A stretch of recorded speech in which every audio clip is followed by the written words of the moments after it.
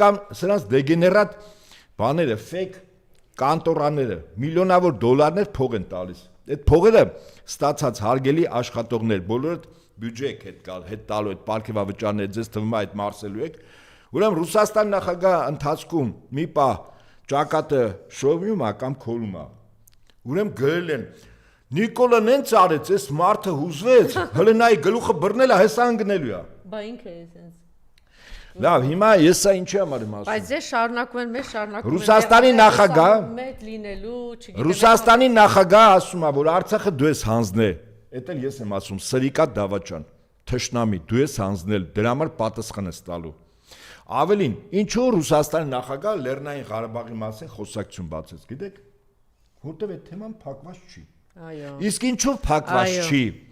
Որովհետեւ առ այսօր իրավական ուժ ունի 3 երկրների մեկին է իբր ղեկավար, 3 երկրների ղեկավարների ստորագրությամբ 4 երրակոմ, որոնցից մեկը Ռուսաստանի նախագահի ստորագրությունն է։ 4 երրակոմ փաստաթուղթը իրավական ուժ ունեցող փաստաթուղթ է, այդ փաստաթղթով Արցախ կա, Արցախը Հայաստանի հետ կապող միջանց կա եւ Արցախի բնակչությունը, որը իր տարածքում ապրող է։ Դա համար սա ասեց Արցախի թեման փակված է, Ղարաբաղյան շարժում չկա, ինչպես ասում են այդ ծիբե կաժուծը։ Պատական չէ Ռուսաստանի նախագահի Արցախի մասին արծարծումը։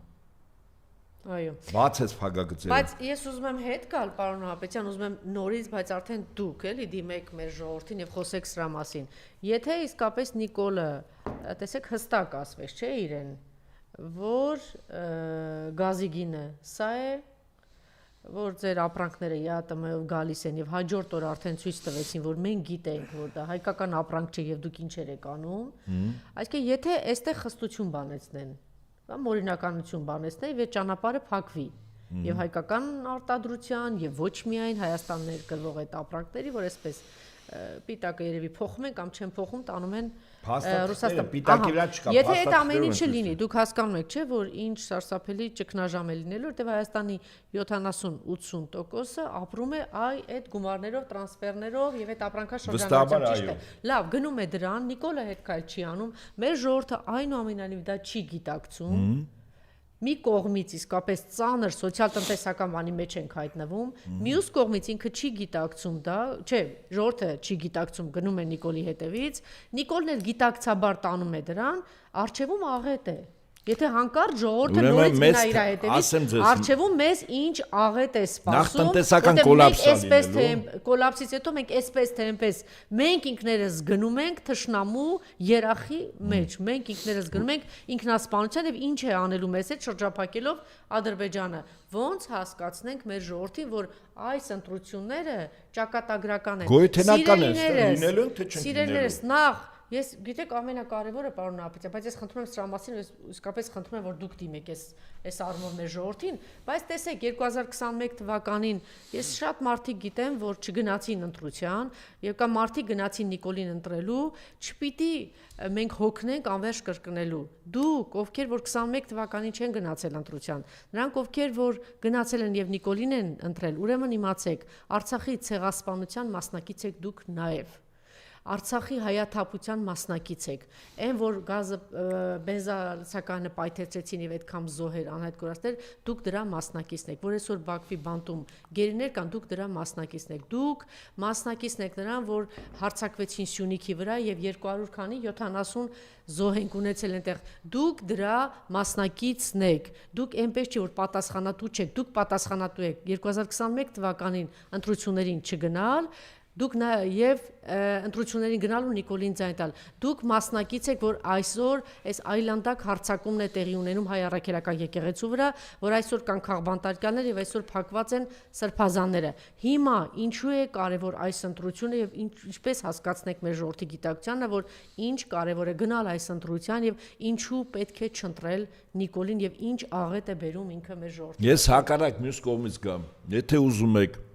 գաղթականի ցուպը վերցնեք հերանակ, ընտրեք Նիկոլին։ Եթե ուզում եք թուրքերի մոտ սպասավոր աշխատեք, ձեր կանայք աղջիկները Հայաստանում, տարբեր բնակավայրում, ընտրեք Նիկոլին։ Եթե ուզում եք ձեզ միակ աշխատանք տղամարդիկ ունենաք հանքերում աշխատելու եւ առողջություն վատնելու, ընտրեք Նիկոլին։ Եթե ուզում եք անարժանապատիվ կերպով ապրել մեր հայրենիքում, ընտրեք Նիկոլին։ Եթե ուզում եք եվրոպական պոռնկությունը իրենց բոլոր անբարոյականությամբ թևացի ձեր ընտանիքներում, ձեր շրջապատներում, ձեր զավակների մոտ, մանկապղծությունից, արվամոլությունից, իքամոլությունից, մինչև անասունների սեռական հարաբերություն ունենալ, եվրոպական բարքերը բերելով Հայաստան, ընտրեք Նիկոլին։ Եթե ուզում եք ընդհանրապես ապագա չունենալ, ընտրեք Նիկոլին։ Եթե ուզում եք Հայաստանում ընդհանրապես հայ չապրի, վերջն արդյունքում եւս տարածքը դառնա Ադրբեջան մի մաս, ընտրեք Նիկոլին։ Եթե ուզում եք հայկական հարցը վերջնականապես փակեք, ընտրեք Նիկոլին։ Այո։ Ես այս կողմից, մյուս կողմից կամ այն ավերները, որ վերելու են։ Որտեվ չեն հասկանում, թե ինչ է մեզ իրականում սպասում եւ ես կարծում եմ հատուկ Պուտինը այնպես արեց, որ հրաապարակային հանրային, որ մտածելով, որ հայ ժողովրդին է դիմում, տեսեք հայ ժողովուրդ, մենք ձեզ սիրում ենք, մենք քաղաքական որոշում ունենք, 6 անգամ բոլոր առումներով, մենք ձեզ այսպես աջակցում ենք, էժան ենք տալիս ամեն ինչը, աչք ենք փակում նրա վրա, նաեւ ինչ է, դուք կարծում եք, որ իրենք որոշեն, որ այդ տրանսֆերները չպիտի գան, ոչ մի կոպեկ չի մտնի Ռուսաստանից Հայաստան։ Որոշեն, որ այդ գումարը չի գալու։ Լավ, ուրեմն նայեք, այդ ձեր ասացի կարևոր դիտարկում Օվերչուկի ասածով։ Երբ որ այս խեղկատակը պարզում է երկաթուղու կոնցեսիոն կառավարումը վաճառում է այլ պետությանը, չբանակցելով դրա սեփականատիրոջ հետ, Ռուսաստանի ՅՈՒԿԱԺԴ-ի հետ, Հարավկովկասյան, հա, երկաթուղու ընկերության հետ չել բանակցում, հարցնում են, ուրեմն Էմիրատներից են զանգում, Ղազախստանից են զանգում ռուսներին, ասում են գնի վերաբերյալ ինչ որ բանակցություն են, այդ մարդիկ ասում են հարգելին ես, բայց մենք տենց առաջարկ արել ենք, այդ Հայաստանն է արել, բայց տերը մենք ենք, չէ՞։ Եվ ինչ ասում Օվերչուկը, ասում է, եթե նման բան արվի, օրինակ, այսինքն դա ուղղակի խլվի ռուսներից, այսինքն մեր տնտեսվարող սուբյեկտի գործունեությունը փակվի, այստեղ վստահաբար Ռուսաստանը ամբողջովին փակվելու է Հայաստանի Հանրապետության քաղաքացիների բոլոր տնտեսական գործունեությունը իրավաբանական եւ ֆիզիկական անձանց միջոցով, ովքեր Ռուսաստանում գործ են անում։ Դուք պատկասում եք ինչա։ Սա մոտավորապես լինելու է 2008 թվականի օգոստոսի 8-ին ռուս-վրացական պատերազմի հետևանքով, երբ որ Վրաստանը ամբողջովին դուրս դրվեց Ռուսաստանից։ Ինձ իմ ընկերներն են պատվել, ովքեր այդ ժամանակ Ռուսաստանում էին։ Ասում են, պատկերացնում եք, փողոցում գնում են, արտաքինը սևա, մոտենում են, ճշտում են, որ վրացի է, ոչ մի բան չեն հարցնում։ Ձերբակալում են, տանում են, դնում են օդանավական ինքնաթիռ։ Մարդ ասում է թույլ տվեք, ասում է ոչ մի թույլ տալ, ոչ բանալի, ոչ տուն, ոչ մի բան։ Ուղղակի բոլորին գտան, բոլորին արտաքսեցին։ Եղած բիզնեսները ամբողջովին ազգայնացրեցին։ Ուղղակի խլվեցին։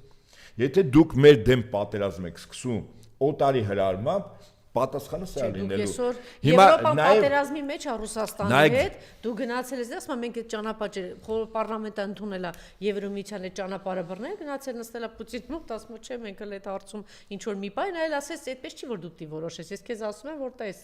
ինչ է սպասվում։ Եվ հնարավոր չի միաժամանակ տնտեսական հիմնավորումով լինել մի մաքսային ծառայություն։ Այստեղ աշխատես, այնտեղից էլ մեր վրա թքես, մեր դեմ բանը օգնես իրեն, հա գնաս։ Չի լինում այդպես։ Եվ հետ քանի որ նա քաղաքական որոշում է, սա էլ է քաղաքական որոշում։ Ես նորից եմ ասում, հարգելի հայրենակիցներ, իսկապես հունիսի 7-ը մեր լինելության խնդիրն է, եւ ես երբ զուգահեռում եմ հունիսի 7-ը 1918-ի մայիս 28-ի Սարդարաբադի ճակատամարտի, ես պատական չեմ ասում, որտեվ 18-ին թուրքական էլիտար ստորաբաժանումներ դիվիզիաները թե Հայաստանը գրավեն, այստեղ մենք ընդհանրապես չենք լինի, ընդհանրապես